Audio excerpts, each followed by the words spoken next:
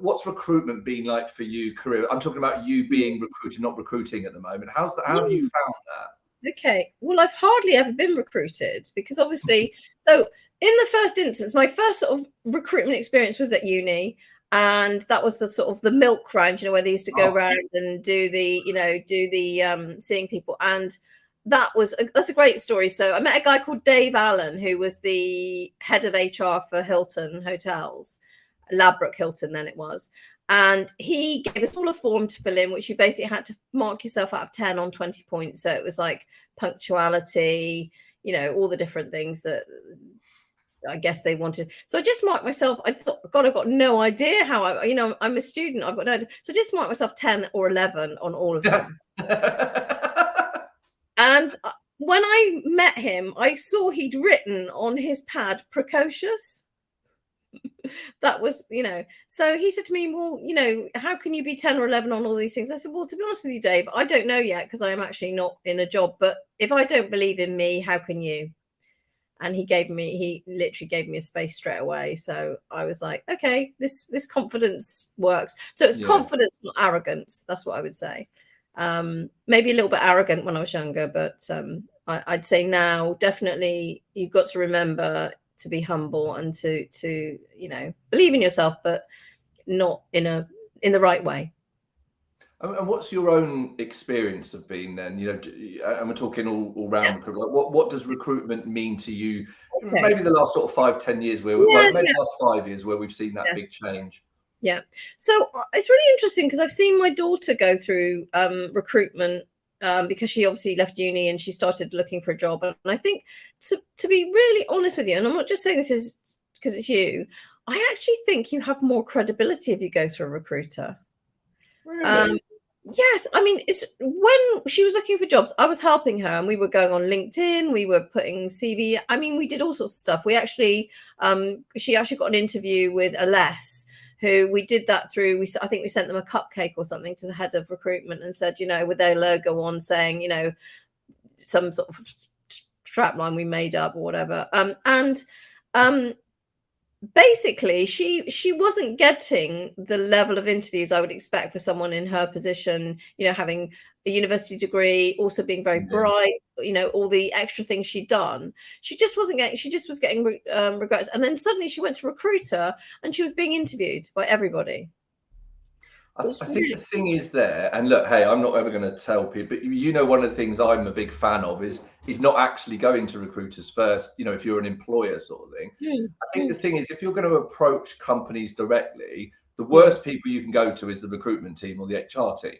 Yeah. Because they've all got a list of jobs that are live to be filled. That's what they're paid to do. Yeah. So if you're not clicked across in the jobs they got, then why would they wait? They'd feel it as a waste of time. If you're going to proactively say, like you were going to BCD, I'd go one step above. Yeah, I'd go to the boss of the whole division you want to work in, because that person will see it and think, and trust me, that person will think, oh, I don't have to pay a fee to a recruiter, and I've got someone in my hand. Yes. And they will push that to the team and say, meet Felicity, not Felicity. Felicity, Felicity. And they'll say, I want someone to meet Felicity because look at her CV, and it will happen. So proactive approaches is great, but don't go to recruiters and HR because they've just got a day job. Yeah. Well, I don't need to do that, obviously, but Well, you don't, do you? I'm surprised you didn't have her say do you know who I am? Do you know who my mum is? Yeah, I'm sure she does do that now, but she's now very successful. She's been promoted several times. She's at Grayling PR, so she's doing really well. So and she loves it. So it's a thing. So generally, I would say, I mean, when I was at BCD / Cybran, what I would like is recommendations. I would like to see people that had either I knew through connections, or they bothered to connect with me and send me a message on LinkedIn, or someone had said, or they worked with someone that I knew and this person said, yes, they're really good. And I think you cannot beat, it's the same in sales. You cannot beat a recommendation. It trumps everything. It's the ace card, because if I said to someone, I really recommend this person, I'm sure most people would go, well, Fay's not going to give her endorsement to someone unless, which is absolutely true, I wouldn't.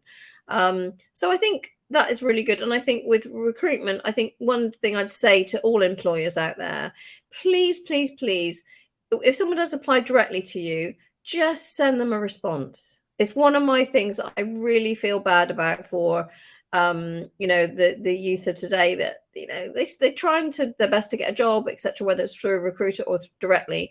Just send them a response. Sorry that you haven't got it, because it's soul destroying when you're sending out hundreds of CVs and no one replies. One of the worst parts of my job, because that I reply to everyone, I think it's a done thing. One of the worst parts of my job is getting emails back from people saying, thank you for taking the time to apply, or I really appreciate, and you just think, oh my God, like this should be a standard thing, but it's painful. Now with your experience now, and we talked about how long you've been in the industry, so don't take this the wrong way, but recently I wrote a blog about recruiting for over 50s, which I believe you're just over, aren't you? So we can just that's my stage age. We can talk about that. But it was interesting to me because there is a lot of discussion. And obviously, when it comes to the fast forward 15 stuff, which is amazing, we will get onto that. It's a really great mix of people. I've noticed it's not just next gen and junior tech. We have this massive thing around the next gen, the talent pipeline. What do you see any changes with us now saying, look, we've got all these people missing, and all these over 50s get told, unfortunately, oh, you're too senior, you'll get bored, or you're probably going to get a better salary and leave, a sort of thing. Do you see a change in over 50? Do you think that's happening, or are we still sort of a bit stuck on new and shiny?